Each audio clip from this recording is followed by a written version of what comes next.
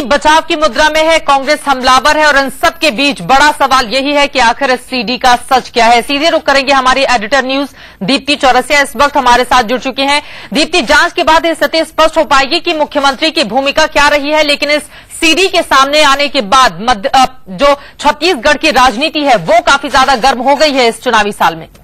जी बिल्कुल चित्रा, 2-3 महीने बाद चुनाव है और ये सीडी जो 2003 का घोटाला है और ये छत्तीसगढ़ का अब तक का सबसे बड़ा घोटाला है, एक कोऑपरेटिव बैंक का घोटाला है। और बड़ी बात यह है कि एकदम चुनाव से 2-3 महीने पहले कांग्रेस जिस तरह से सीडी को सामने लेकर आई है, छत्तीसगढ़ की सियासी राजनीति तो गर्मा गई है। साथ ही बीजेपी जो है, जो इस समय बहुत निश्चिंत कहीं ना कहीं दिखाई दे रही थी कि वो तीसरी बार सरकार बनाने के हालात में है, तीसरी बार सरकार बनाने की ओर बढ़ रही है। जो बीजेपी नेताओं की निश्चिंतता थी, निश्चित ही वो लोग भी अब हैरान परेशान हो गए हैं कि आखिर अब बोले तो बोले क्या, क्योंकि जो भी है अदालत के आदेश में नार्को टेस्ट हुआ और उस नार्को टेस्ट में बैंक मैनेजर सब कुछ खुद बोलते हुए देखे जा रहा है। तो निश्चित ही जो छत्तीसगढ़ की राजनीति है चुनावी साल में उस पर बहुत बड़ा असर डालेगी। अब सीडी की सच्चाई कितनी है नार्को टेस्ट से, तो अगर हम सीडी को देखें तो निश्चित ही वो आरोप लगा रहा है, वो बता रहा है कि उसने किन किन लोगों को कितने रुपए दिए। छत्तीसगढ़ के 3 बड़े कैबिनेट मिनिस्टर हैं, रामविचार नेताम, बृजमोहन अग्रवाल और राजेश मीणा, तीनों पर ही आरोप लगे हैं, मुख्यमंत्री समेत और डीजीपी अधिकारियों समेत।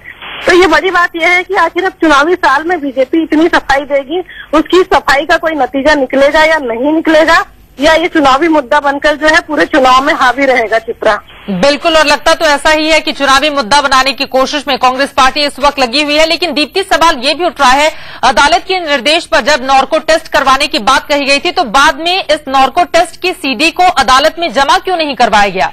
क्योंकि अब कांग्रेस इसे जारी करके रमन सरकार को घेरने की कवायद में जुट गई है। जी बिल्कुल चित्रा, कहीं ना कहीं कोई बात जरूर है कि जब निर्देश पे नार्को टेस्ट हुआ तो सीडी को जमा क्यों नहीं किया गया अदालत में। और उन सबसे बड़ी बात यह है कि सीडी अदालत तक नहीं पहुंची, लेकिन उस सीडी को कांग्रेस ने किसी तरह हथिया लिया और अचानक चुनाव के ठीक पहले उन्होंने जिस तरह से प्रेस कॉन्फ्रेंस करी और 2-3 घंटे पहले तक तो मैं चित्रा में बता दूं कि कांग्रेस की प्रेस कॉन्फ्रेंस के बाद कुछ घंटे तक तो जो है बीजेपी के किसी भी मंत्री ने कोई रिएक्शन नहीं दिए, सब मीडिया के सामने आने से बचते रहे। लेकिन शायद ये रियलाइज हुआ सरकार को या बीजेपी को कि ये बात बहुत ज्यादा बढ़ जाएगी, तो आनंद फानंद में उन्होंने प्रेस कॉन्फ्रेंस बुला के अपने ऊपर लगे सारे आरोपों को एक सिरे से नकारना शुरू कर दिया। लेकिन कुल मिलाकर जो बात है कि अदालत में सीडी नहीं आई तो निश्चित ही कहीं ना कहीं कुछ न कुछ घपला जरूर रहा होगा। चलिए, बहुत शुक्रिया दीप्ति इस पूरी जानकारी के लिए। हमारी एडिटर न्यूज दीप्ति चौरसिया जानकारी देती हुए। और इस वक्त हम सीधे रुख करेंगे रायपुर का, जहां से सतेंद्र हमारे संवाददाता भी जुड़ चुके हैं हमारे साथ।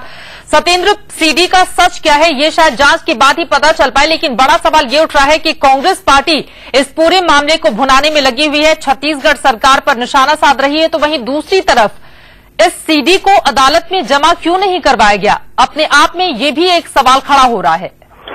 देखिए कितना इस पूरे मामले को लेकर जो बीजेपी का रुख सामने आया है, जहां तक सियासत का सवाल है, बड़े पैमाने पर सियासत हो रही है और न केवल सियासत हो रही है बल्कि इस पूरे मामले में सियासी भूचाल सा आ गया है। आपको मैं बताऊं कि ये प्रेस कॉन्फ्रेंस जो हुआ था वो तकरीबन 1:30 बजे के आसपास हुआ था और आनंद फानंद में डीजीपी के आदेश पर जो आईजी है रायपुर के, उन्होंने प्रेस कॉन्फ्रेंस की। उसके तत्काल बाद बृजमोहन अग्रवाल, जिन पर खुद आरोप लगा था, वो प्रेस कॉन्फ्रेंस उन्होंने खुद की। राजेश मीणा ने प्रेस कॉन्फ्रेंस की। तो पूरा जो सियासी हलचल एकाएक राजधानी रायपुर में तेज हो गया।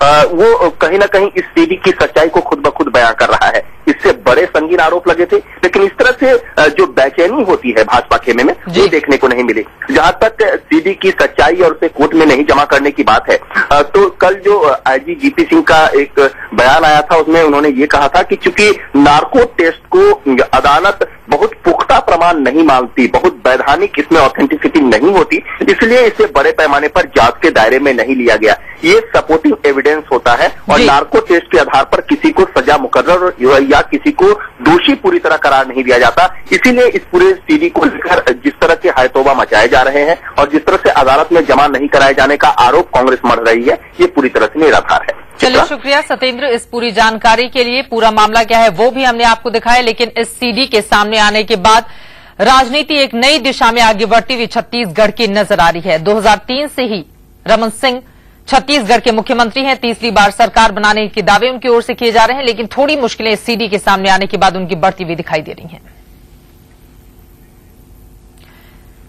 पूरा मामला क्या है वो हम आपको दिखा रहे हैं। दरअसल एक सीडी सामने आई है जिसमें एक बैंक मैनेजर का नार्को टेस्ट किया गया है, जिसमें वो रमन सिंह के साथ 3 और मंत्रियों के नाम ले रहा है और उसकी ओर से कहा गया है कि किस कदर इन सभी को 1-1 करोड़ रुपए घूस दिए गए हैं। अब आपको दिखाते हैं सीडी में क्या कुछ बातें सामने आई हैं। इतना करोड़ रुपए कहाँ इन्वेस्ट किया तुमने? तिवारी मैडम को दिया 9 करोड़ रुपए, 2 करोड़ रुपए राम विशाल नेताम को, 2 करोड़ रुपए, 1 करोड़ रुपए दिए हूँ रमन सिंह को, 1 करोड़ रुपए दिया ब्रिजमोहन अग्रवाल को। किसको? ब्रिजमोहन अग्रवाल। 1 करोड़ रुपए राजेश मंच, 1 करोड़ रुपए डीजीपी राजू। किसको? डीजीपी को दिया था। कितना पैसा दिया था? 1 करोड़ रुपए तिवारी मैडम के कहने पे दिया। रमन सिंह को 1 करोड़ रुपए दिया है। नहीं, मैंने नहीं दिया, लेकिन मेरी जानकारी में है। कौन जाके उधर दिया था पैसा? तिवारी मैडम ने दिया।